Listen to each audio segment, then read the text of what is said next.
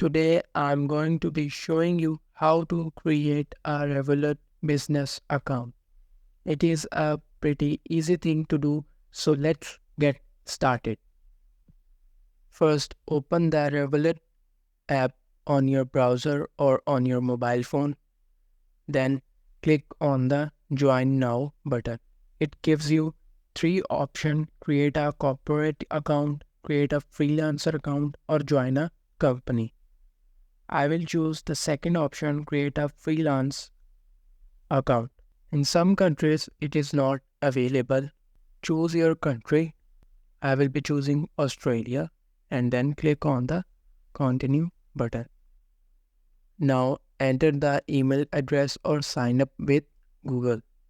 Click on the sign up with Google button and click on the confirm button. Then enter your phone number and click on the continue button. It will send you a confirmation code. Then type that confirmation code.